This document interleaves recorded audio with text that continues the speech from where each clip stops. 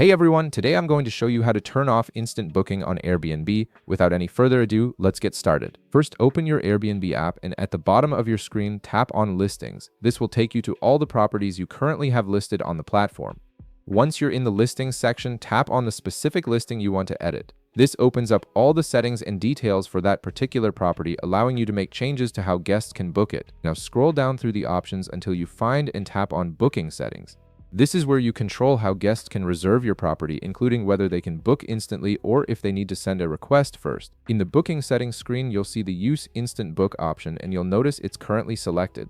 Instant Book allows guests to book your property immediately without waiting for your approval, which can be convenient for some hosts but not ideal if you prefer to screen guests first. To turn off instant booking, simply tap on Approve All Bookings instead. By selecting this option, the Instant Book feature will be turned off, and from now on, guests will need to send you a booking request that you'll have to manually approve. This gives you more control over who stays at your property and lets you review each guest before confirming their reservation. After making this change, tap Save at the top or bottom of the screen to confirm your new booking preference. Make sure to tap Save so your changes are applied and take effect immediately.